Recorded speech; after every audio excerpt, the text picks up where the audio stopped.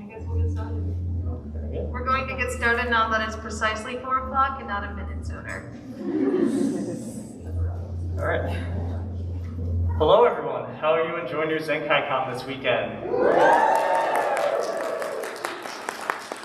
We are Psychic So Cosplay. Today we'll be presenting Unmasking, Autism and ADHD Representation in Anime and Manga. We're also going to broach the subject right away. We have social media. It exists. That is as far as it goes. We haven't done anything to it, but we have made it. My sister made it. You'll see us around at convention, so if you see our name pop up, feel free to follow us, join other stuff, but to run social media, you need the executive functioning to actually check it, so. We don't have that. GG's. Alright, so just a quicker read through of our panel description for everyone who's joining us today.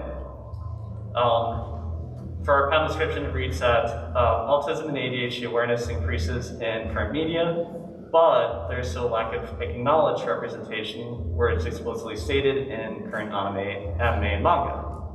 In this panel, we'll discuss characters that have been given diagnoses by their authors officially, and those that the community have embraced as having these conditions despite the lack of designation from their creators.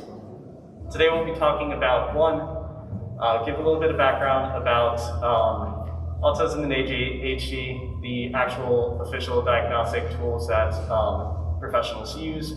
No, we are not professionals. We are merely discussing what we notice in shows and discussions that we participated in with members of the community who identify as such about characters that kind of fit the mold. And then we'll also look at a few individual characters that stood out to us. There's way too many for us to go over, so if we don't get to your favorites, we apologize. Disclaimer over.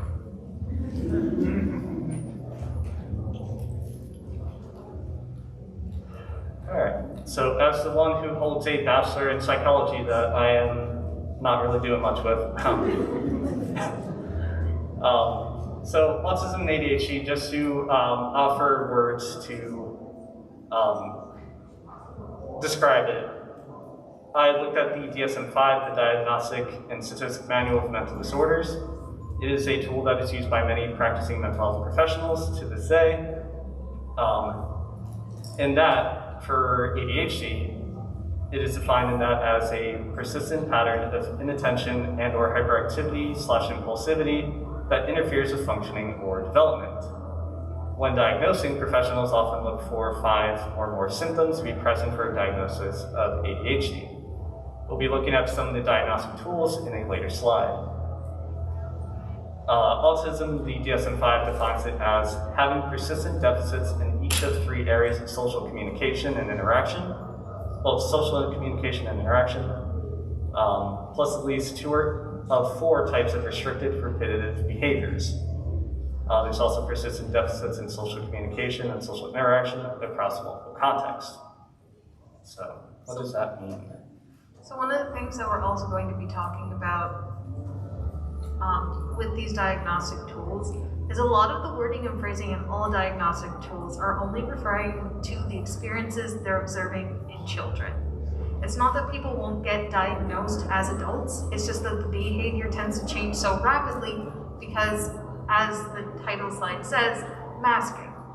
A lot of members in the ADHD and autism community will mask to better integrate with society, which as you get older means you're going to hide a lot of those symptoms that appear as children.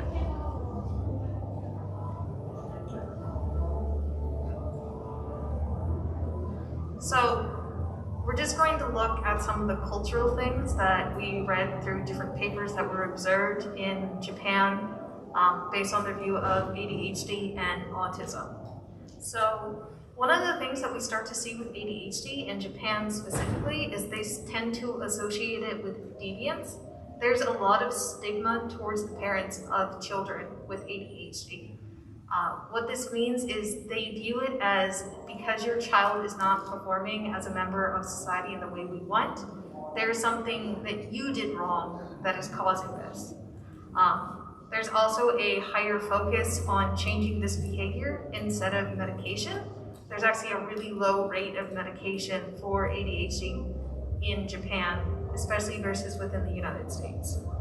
Other words that they'll do is lazy or disruptive. And a lot of times people who are viewed as hikikomori in Japan are a lot of times diagnosed with ADHD. And a lot of that has to do with a higher addictive rate towards computers and the internet. This isn't saying that this is what the actual diagnosis is. That's completely different. This is just the unfortunate cultural view that is persistent because of a lack of awareness of the diagnosis. With autism, because autism is a spectrum, it's actually a little different from ADHD because it depends upon the amount of assistance you require to easily exist within the community. So those who have an easier time adapting to community can actually easily get community assistance from the general whole and have an easier time of finding work and just integrating into the society of Japan. However, if you do need more assistance, we see a really low rate of holding jobs and a lot of people who have to live with their parents into adulthood. There's also this stigma. Again, it's weird that the stigma isn't actually necessarily going towards the people per se, it's going towards the parents because they view that the parents have done something wrong. And then one of the things that we will see, and this does matter, is there's been a sharp increase of awareness of autism in Japan from 2000 up till now. And one of the reasons why this is important is we'll just look at the instances of how many different materials actually have people identifying with this disorder later on.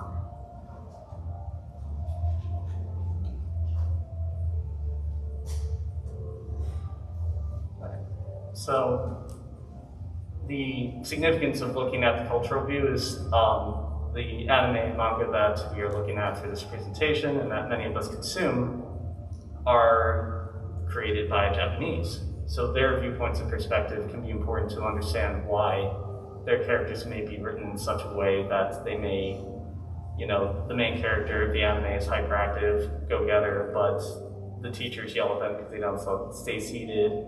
They're seen as disruptive, lazy, etc., etc. But we'll look at that more on a case-by-case basis once we introduce some of the characters in a later slide. So, wrapping back around to DSM diagnostic tools, when looking at some of the different characters, we were curious, as we were watching some of these anime, preparing for this panel, about what symptomology, what characteristics that these characters may possess, that members of the autistic and ADHD communities would identify with them and embrace them as one of their own. So here I listed all the diagnostic tools. These are available on the DSM. It's available on the CDC website. Center of Disease Control also has information available for mental health. So for autism diagnosis tools, deficits in social emotional reciprocity, abnormal social approach, failure to initiate or respond to social interactions, reduced sharing of interests, emotions, or affects, failure of normal back and forth conversation, deficits in nonverbal communication behaviors used for social interaction, abnormalities in eye contact and body language, deficits in understanding and use of gestures, so on and so forth, deficits in developing, maintaining, and understanding relationships, difficulties adjusting behavior to various social contexts, difficulty sharing imaginative play or making friends, and absence of interest in peers. These can all be things that they will look for if a professional is attempting to make a diagnosis. Just to let you know, when we were looking at the Centers of Disease website, their ADHD information is not quite the same or as accurate as it was within the DSM-5. So like even on official government websites, you're still seeing this lack of correct, or not necessarily correct, but just like known information that is the same across the board. Like that's how changing it is even on official websites. and that can be a difficult concept when trying to develop like consistent diagnostic tools. What is considered a condition or disorder may change over time, and language and things are constantly updated. That's why there's multiple different versions of manuals such as the DSM. And you cannot include the whole of someone who has a condition just based on a few lines of text that is like, well, they're probably this if they have these symptomologies. So it's an imperfect tool, but it is one that is currently available to us, and since that's the most recent professional tool, that's the one we decided to show for today. But it'll change. More diagnostic tools.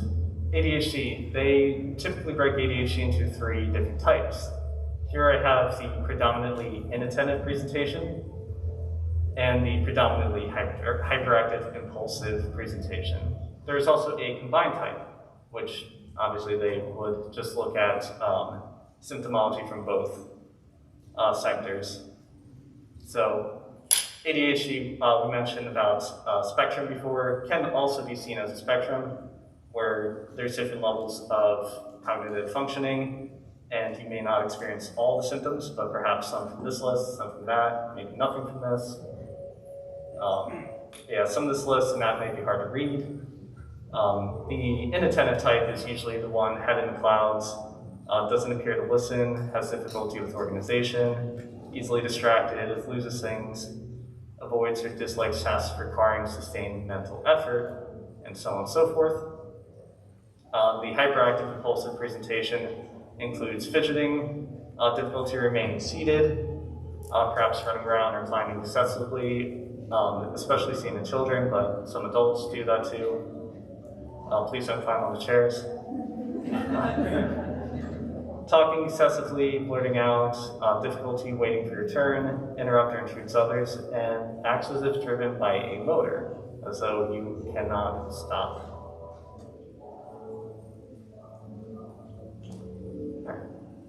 Did that get all the formal stuff out of the way? All right, the formal stuff is out of the way. Now we're going to actually dive into the actual individual characters. So we're going to start with non-diagnosed characters associated with autism and Manga. We have Hibiki from Bubble, Senku Ishigami in Dr. Stone, Mashiro Shina, the pet girl of Sakarosu, Himuro and Yukimura, science fell in love so I tried to prove it, Sawako, Kimi ni Tadoka, and Elinir Defno in Psyche K, The Disastrous Life of Psyche K. You'll notice that some of these I have full names and some that I don't. There is no reason for it. Keep in mind that as we're looking at some of these characters, some of the diagnostic tools that we mentioned before, and you can draw your own conclusions on these characters, whether or not you think that they match these communities that they are embraced within. Right, we're going to start with Senku Ishigami and Dr. Stone. Any Dr. Stone fans out there?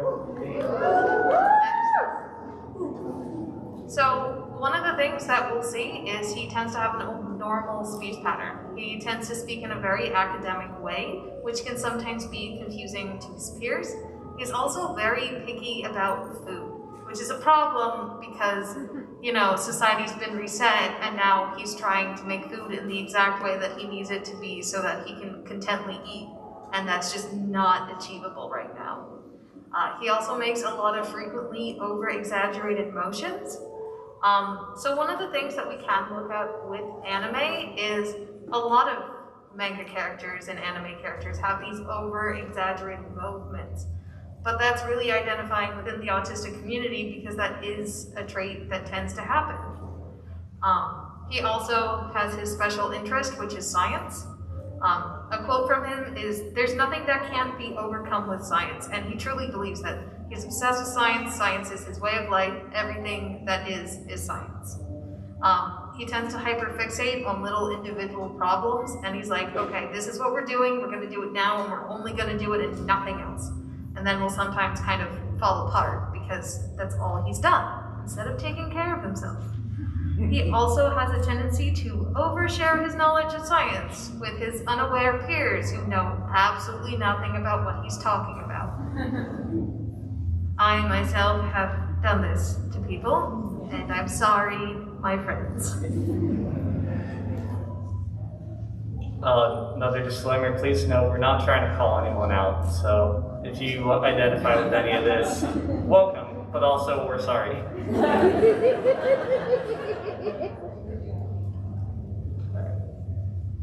So, has anyone seen the movie that came out within the past couple of years, Bubble?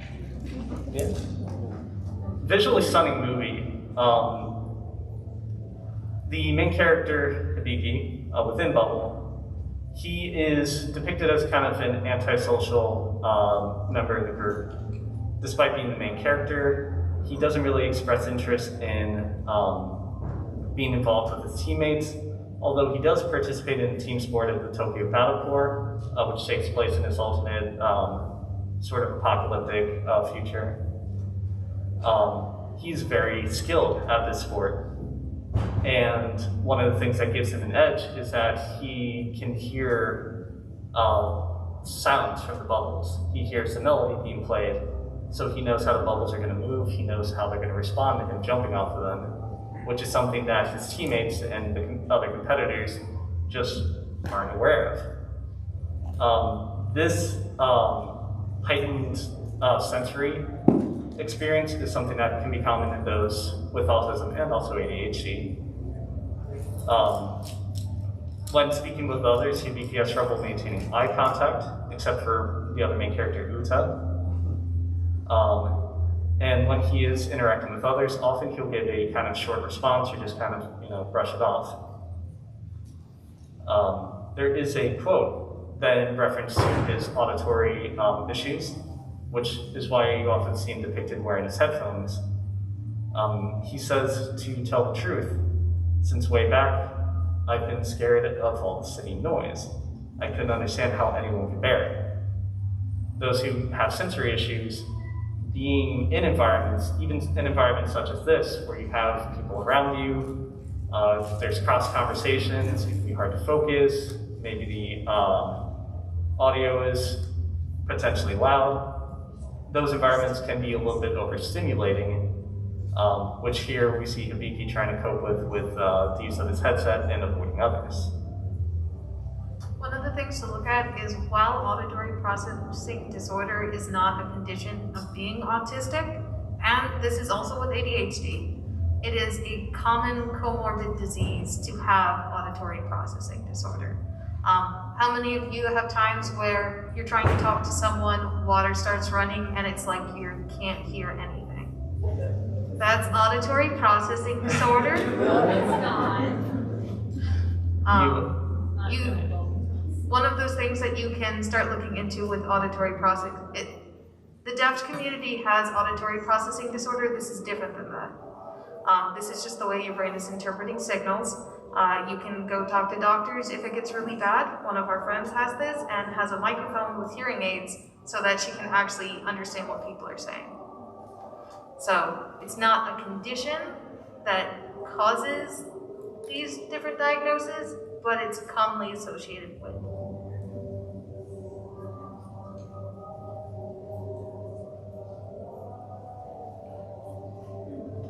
Should I do another?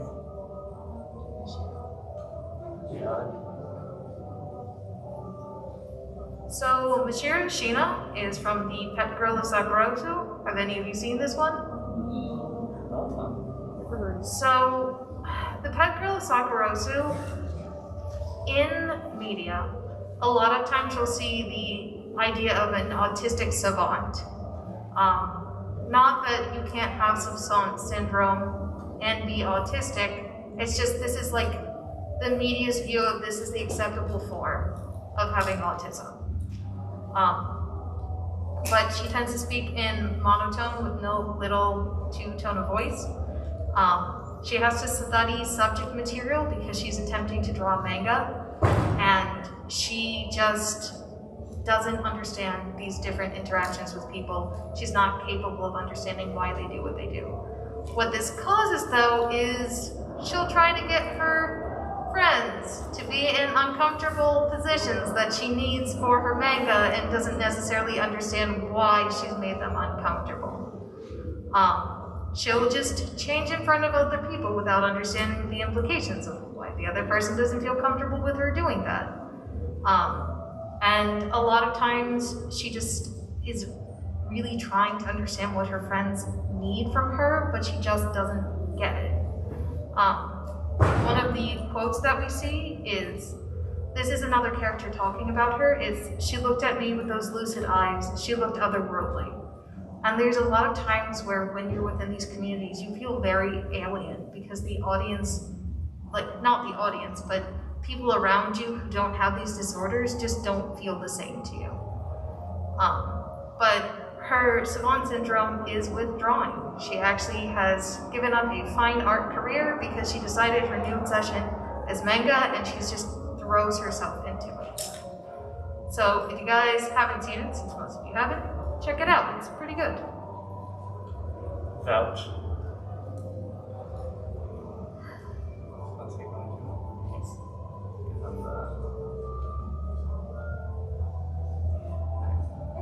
Next, so Yukimura and Himuro from Science Fell in Love, So I Tried to Prove It. We decided to kind of group them into one slide because their actions really just bounce off of each other. And the series is around them. They declare themselves as sign types, those who try to understand the world through data, through observation and experiment. And one day, when Himuro is speaking with Yukimura, she changes the subject saying, by the way, Yukimura, it appears I seem to have fallen in love with you. Yukimura is kind of taken aback, like, what? But one of his first responses is, well, how do we prove this? First, how exactly does one define love? So the whole series is a set of antics of them drawing up graphs, trying to come up with like hypotheses and formulas of trying to indicate how one proves love in like empirical form. So both of them throughout the series, they address their emotions through a logical standpoint. Instead of discussing it directly like, oh, well, this is what I like about you, this is how I feel. They're like, when I'm around you, my heartbeat increases by 20 beats per minute. That indicates that there is that's typically not how you hold a conversation with someone that you have an interest in.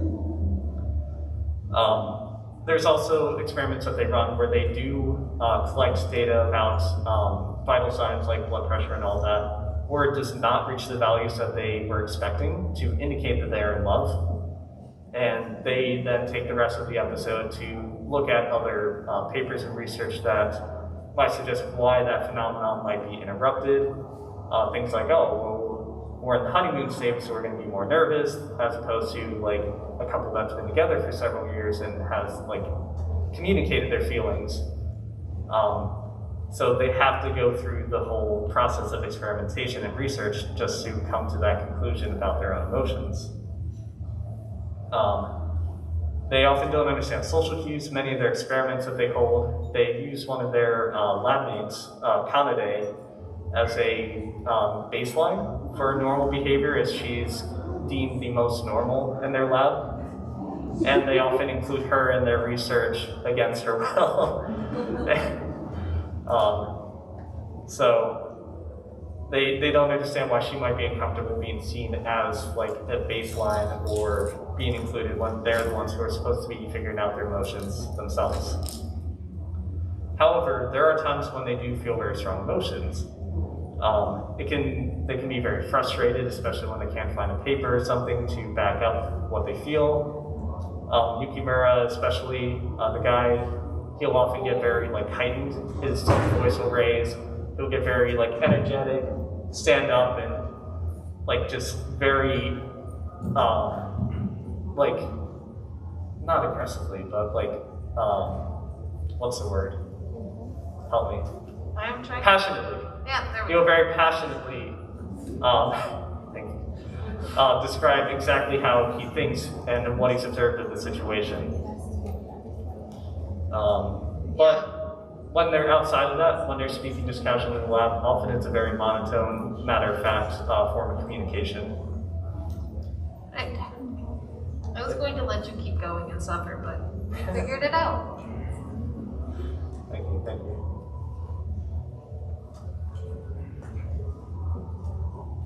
So this is Sawako from Kimi Todoke. Have you guys ever heard of the ring? Yes. So in Japan, the girl who comes out of the well is Sadako. So Sawako is commonly mistaken as being Sadako from the ring, who terrifies people all around her. But she's actually a really cheerful, happy person. But she lacks complete social awareness and doesn't understand what's going on. She'll frequently talk in a monotone voice and won't have a lot of facial expressions, which just adds to people being terrified of her because she looks like the girl from the ring. She also frequently understands other characters' emotions, and so will misinterpret the situations that's going on. And so a quote from her is, "There's no knowing how others are feeling unless you ask them. And your feelings can't get through to others unless you tell them directly." So one of the reasons this is important to look at is she literally needs you to go up to her and say exactly what you mean. There can be no room for confusion or she's just not going to understand it. And she also needs to do this to other people because they find her behavior to be abnormal, so they don't actually know what she's thinking or what she's doing. She also tends to be really blunt. She'll just go up to you without any warning and tell you exactly how she's feeling. And it tends to catch a lot of people off guard. We do see that as she interacts with more people, they explain their emotions to her. It does allow her to better mask with society so people are more accepting of her.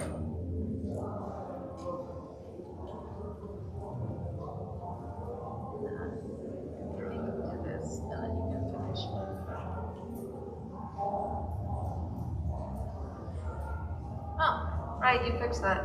So the reason he has a full name here is because Evan changed that for me. That's me. So Psyche Kuso from The Disastrous Life of Psyche K. So one of the things that we'll actually commonly see is in like books that are written, as a lot of times there'll be an allegory of being alien or different or having this special ability as a allegory for having these various diagnoses, because they don't want the general public to find out. They don't want people to know that they're different, which is why a lot of times people will mask, because when you let your guard down, you don't mask, sometimes people will get really uncomfortable and be like, well, why are you acting that way? He prefers non-verbal forms of communication, so he prefers to use his psychic abilities or just not talk to people. And at the beginning of the series, he does prefer to be alone. He wants to do everything by himself, and it takes a lot of intervention from other people around him to actually get him to participate in society. He rarely has facial expressions. He speaks very monotone, and he really likes his routines. And if something wildly changes his routine, he's going to try as hard as he can to still make that routine be the same. He also loves coffee jelly. So it's common to see if you're in the autistic community that you have a food focus. Mine is chicken fingers and fries.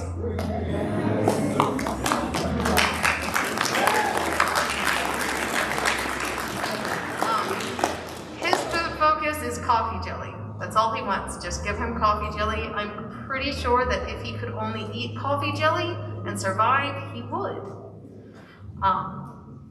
He also, because he doesn't know how to properly express his emotions to people, will a lot of times try to do actions to show that he has concern about people and actually cares for them. So these are just some of the things that when I was, going through all the Reddit boards on autism, reasons why he kept coming up. I didn't expect chicken fingers to get such a round of applause. That's two. Chicken fingers and French fries. It's the Usually same. they go together, so one or the other. Funyuns are good. Yes. Mac and cheese. You Ooh. can judge a restaurant based on how good their chicken fingers and Yes. fries are. So we can get done with the panel. We'll have a discussion about food focuses and sensitivities afterwards. Ooh. Love the crowd, by the way. Thank you guys for coming out. Alright. Another group that we kind of paired into one panel because they are kind of intended to be very similar, growing up in the same orphanage, and essentially being mirrors of the same perspective of one side of justice within the show of Death Note, Elle and Nier. Throughout the series, these two are exclusively obsessed with justice. They see a crime as something that needs to be fixed and a puzzle to solve. They operate alone, especially, I'm going to focus more on Elle, as Elle is the one that is presented throughout most of the series and is one that people identify with a little bit more. They typically prefer to operate alone. So it is unique when we come into Death Note, when they're investigating the Kira case, that he actually reaches out to the Japanese police force for assistance. This is considered kind of unique and a phenomenal event. However, in asking help, Elle doesn't clearly communicate his intentions or what he intends to use the police department for. And I say use because he does directly mislead them to do the actions that he wants, and sometimes these actions could pose some risk to those that he gets involved. There's also within the second episode, we see when Elle tries to make a direct confrontation with Kira to prove that Kira exists, in that these actions, these heart attacks within the series are murders. He uses a television broadcast and uses a death row inmate as a stand-in for himself and challenges Kira to eliminate him. When this happens, instead of being like, oh my goodness, what have you done? He's like, oh, that's really interesting. I even had it quoted that he says that, where did that go? To be interested to know how you're able to commit these acts, but I don't mind waiting a little bit longer. I'll find that out when I catch you. An entire city, an entire region of Japan has just witnessed an act of violence, and you're just like, oh yeah, that was cool, but I'll figure it out. So you see this disconnect where even though Elle is acting in the best interest of the general population seeking justice, he seems like he's not necessarily concerned about the measures to do that. They both hyperfixate on solving puzzles and crimes, and you'll see them often neglecting sleep or eating properly. Elle is often depicted as constantly at a computer screen, not really eating until Watari, his assistant, I guess, the person who raised him. Handler. Okay, yeah, we'll go with that. Presents him with something like a drink or a snack. Food, he also has food sensitivities. He prefers sweets. You'll constantly see him snacking on sugary things, and in fact, adding more sugar to the sugary thing that already has sugar.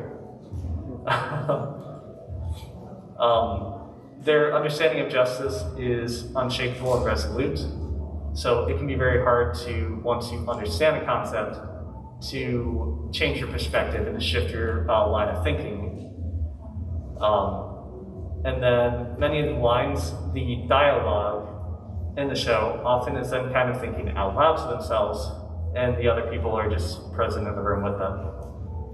The other people will communicate back and forth, but again, a lot of it is just them thinking to themselves, trying to refute the logic of the arguments that, let's say, the Japanese police force or the Kira task force that Nier heads, it's just kind of like they're just cementing their own thoughts on the process.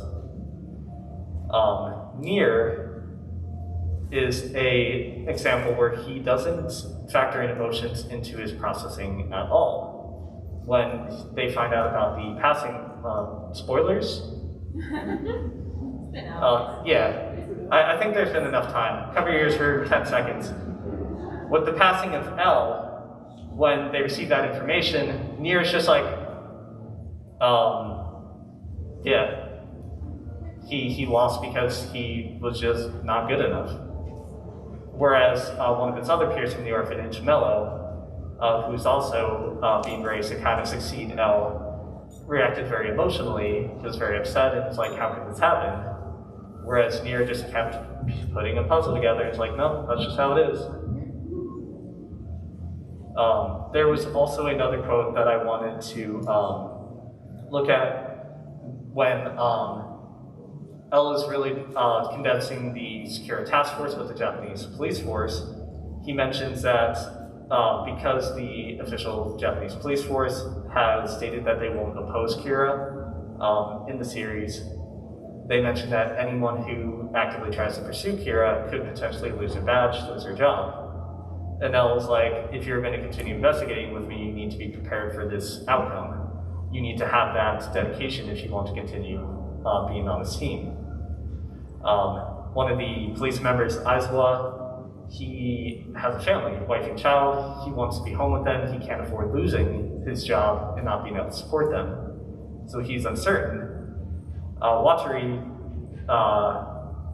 chimes in with, why aren't you telling these task force members that we have set aside funds, that you won't be like, we have you financially covered even if you lose your job? And L simply states, I was testing him. I wanted to see what he would choose. Messing with Aizawa's emotions and like seeing everything as a test is something that Aizawa responds to very angrily, because he doesn't feel like he understands what L's intentions were or his lines of communication.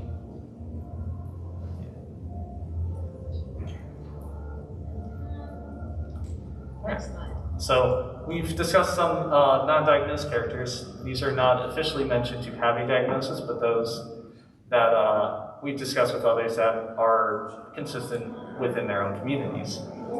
Let's get to ADHD characters.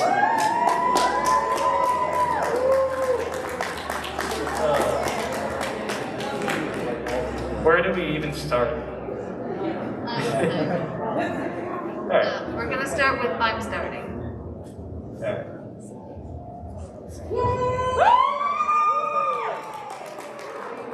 So this is Katerina Place from My Next Life as a Villainess. She is very impulsive in her decision making. She's very obsessed about these doom flags and she doesn't want to die.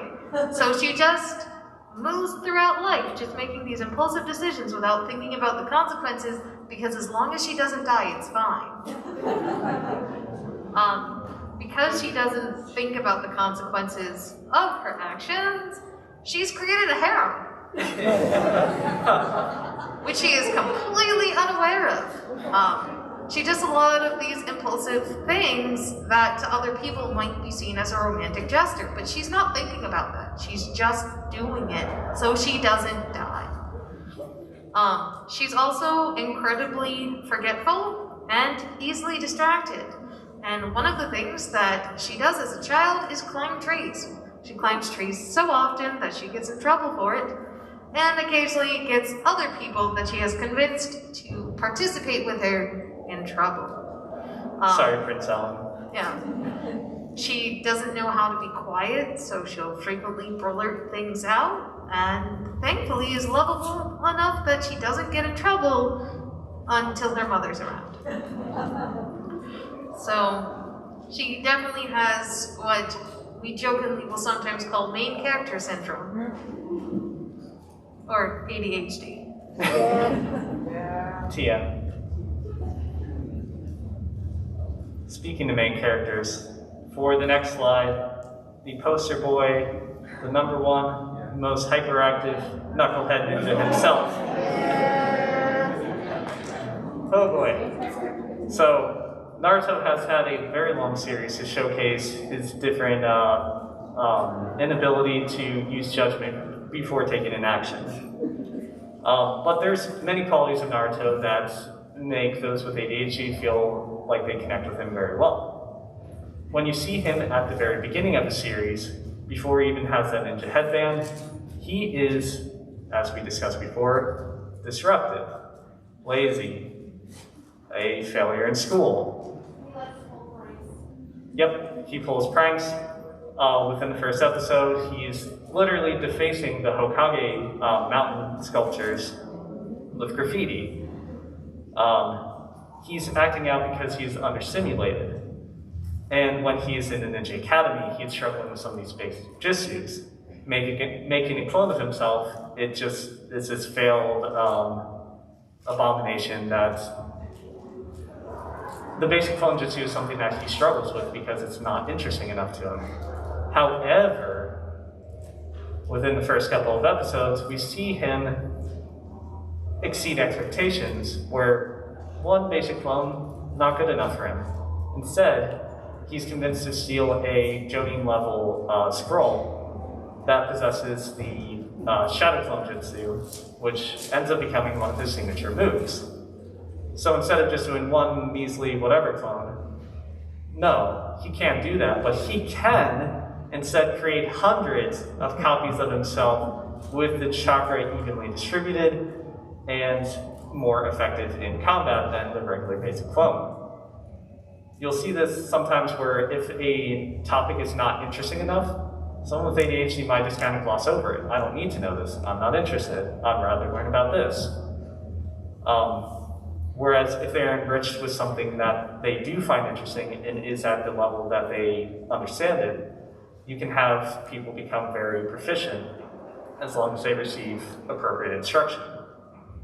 This is also a theme that we see throughout the series where Kakashi takes some interest in him, and then once Kakashi kind of reaches a plateau with his training, he's handed off to Jiraiya, who might also fall under these classifications as well, but we don't have enough time to get into all that.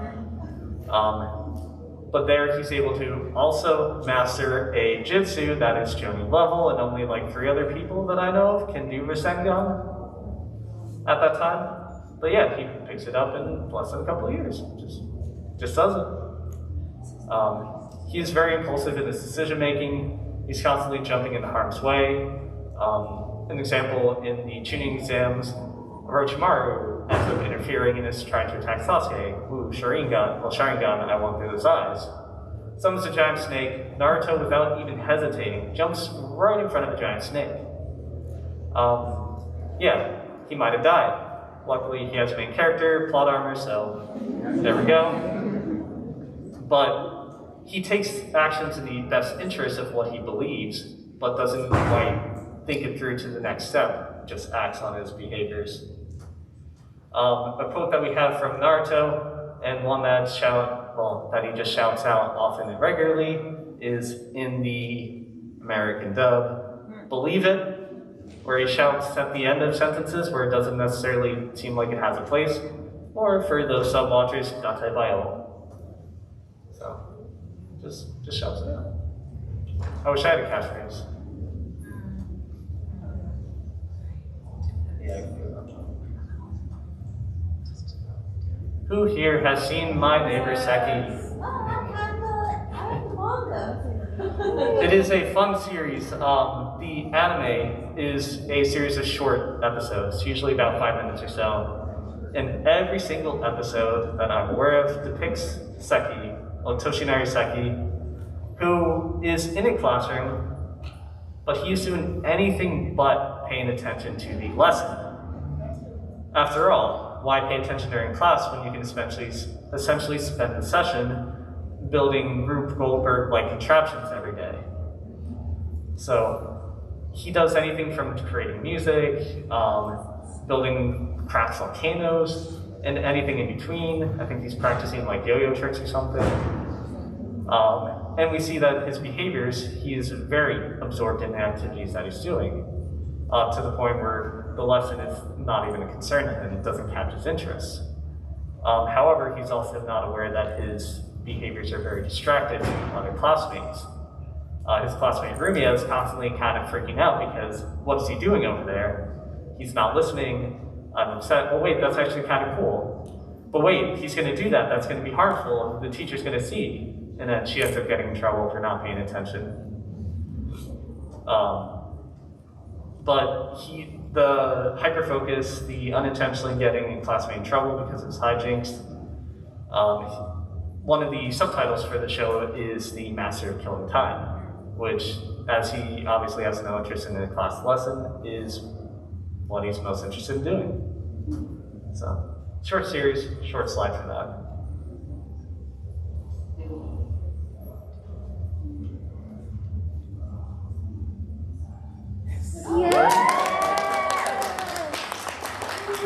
So this is Usagi Tsuskino, or Serena, as you might know from the English dub, from Sailor Moon.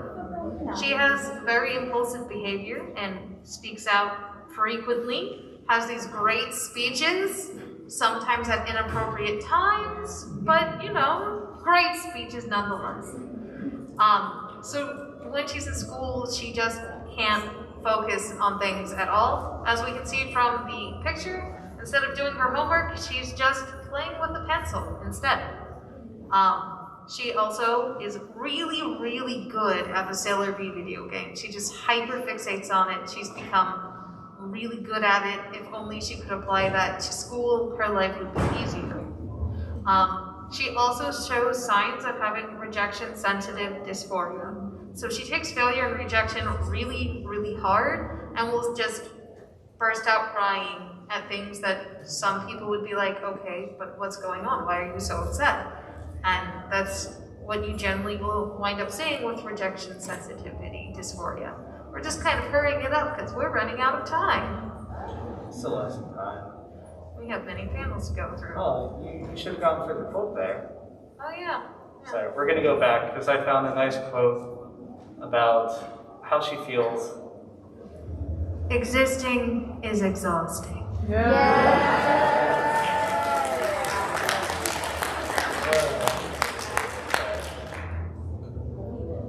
Believe it. Oh no. All right, let's do. So with some of these characters, what we've talked about so far with Naruto, with Usagi, with Katarina, they are typically more so on the hyperactivity presentation. Seki and Yo Asakura from Shaman King are typically more on the like inattentive side. Perhaps they're not running around climbing trees or anything, but Yo, in his series when he was first introduced, is kind of just standing alone in the graveyard, just kind of staring off into space. Yo is, when he's in class, isn't paying attention. He's much more focused on just wanting to live an easy life. He can see ghosts and communicate with spirits. But throughout this whole series, his main focus, and the only reason why he's participating in the process of trying to become Shaman King, is because he wishes that everyone could live an easygoing life. How's that for motivation? But yeah, even in the process of training to be Shaman King, it's not that he's not serious about the event and doing well in surviving, essentially. He doesn't have enough, for lack of a better term, he doesn't have enough spoons to dedicate to the training. So he often needs external forces, namely his fiancée Anna, to kind of literally whip him into shape, so that he can keep up with these high pressure, high intensity battles. There's a quote from him saying as, "There's no sense in worrying about something you can't control, so why bother?" So just very lackadaisical. It drives his best friend Manta, or Morty, insane because he is an anxious ball and needs to know everything will be okay. And Yo's just like, "Yeah, that's fine. We're good." All right, and let's get These small boys.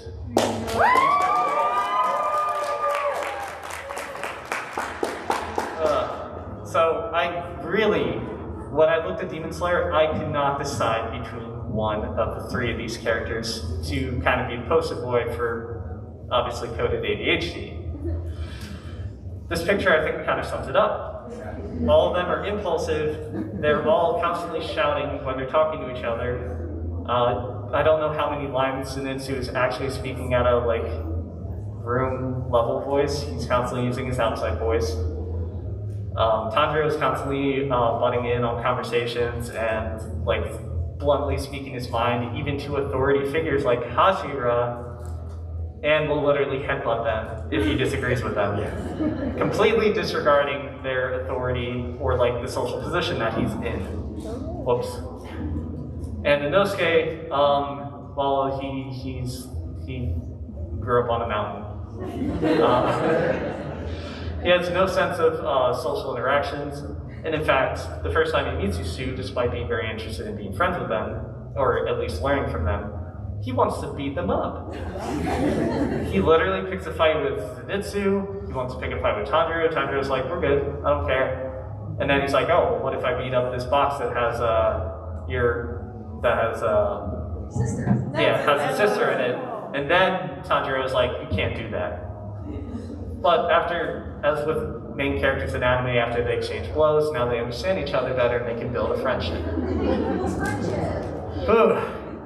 But yeah, these three, when they're on screen together, they feed off each other so well. They upset everyone around them, especially the grunt level people within the Demon Slayer Corp, the one that need to escort them around and clean up after them. Has anyone seen in theaters, the Swordsmith Village arc, the first episode? Yeah. Seeing these characters after they have this battle with an upper rank demon, they're supposed to be recovering. Well, Inosuke's kind of clinging to a ceiling like Spider-Man, trying to get the jump on Tanjiro. Definitely not recovering. But there's so many times where these guys just want them to be healthy, to take care of themselves, follow the rules, and these guys, they're just doing what they think.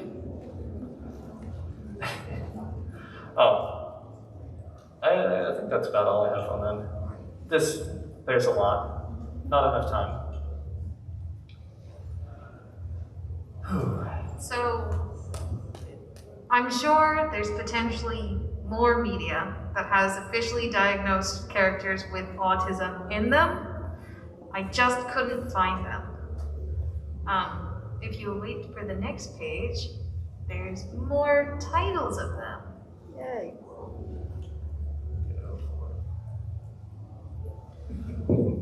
So in the bottom right-hand corner, you have With the Light, Raising an Autistic Child. This is actually the first instance we see in Japanese media with manga that actually talks about someone who has a child who has autism and the struggles that the parent faces by having the general community not willing to accept her child and how she tries to educate them. So there is only one anime that has a character with an official autism diagnosis. That's Mobile Suit Zeta Gundam. This line is literally just said as a one-off thing, saying he has autism, and it's kind of sad because it's used as a reason why he can't do things or be accepted. This is earlier, so hopefully we'll see a little bit happier representation of autism eventually start bleeding through into anime. There is some live action shows in the Korean live action dramas that have started to have them, but we haven't seen that in Japanese media yet. So you also have Sazanka. So this is written before the term changed from Asperger's to autism as being a spectrum. So that's why the wording is the way it is. That's just talking about her finally revealing her condition to people around her and those that she loves.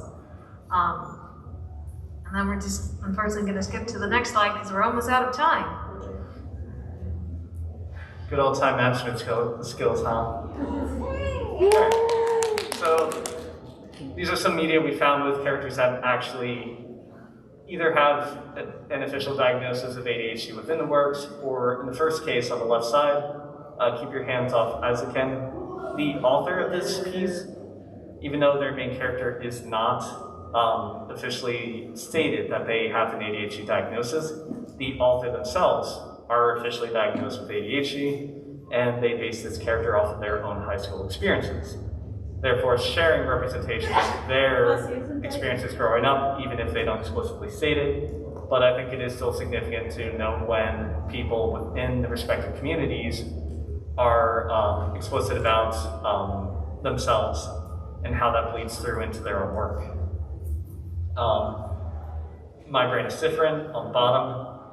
There's a collection of personal stories about living with ADHD and other similar disorders and comorbidities.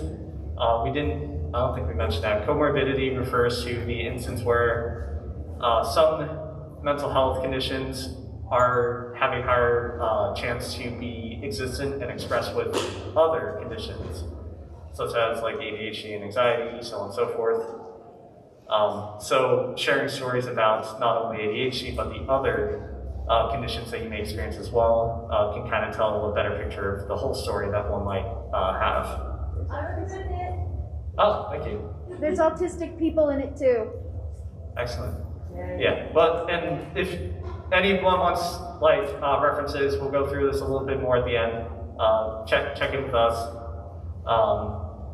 Next one, Uchiniwa. I'm not going to try to pronounce the whole thing. It's actually a one-shot slice of life manga about living with ADHD. It's not available in English that we can see, but it is discussed within those who understand Japanese and the Japanese culture, and ADHD is right there in the title. And Betterman, the main character, Sakura, it is officially stated that they have ADHD. One of the main characters. Okay. Yeah. Sorry. I love the art style though. Yeah. It's depressing. Oh, Rip. okay. Woo. So why are we discussing this? So one of the reasons we're talking about this is because representation matters. Without a diagnosis being stated in the media, people within the community may not feel as they're being well represented, and it leaves them out of inclusivity in media. It can also bring awareness to the general population of conditions and can destigmatize getting a diagnosis.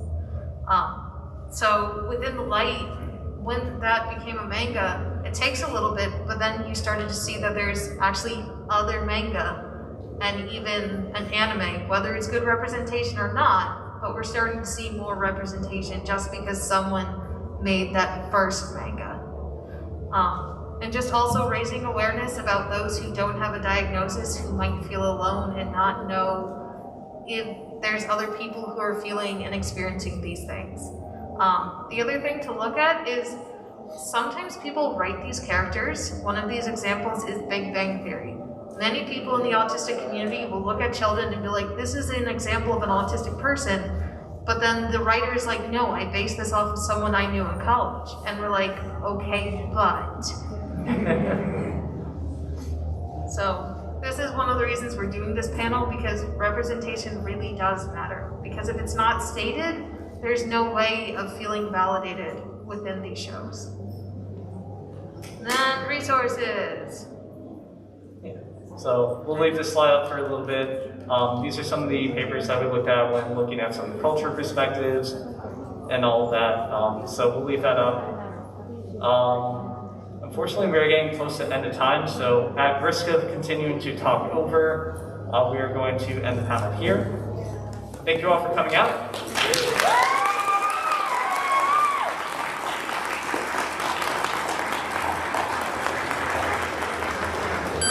We hope you enjoyed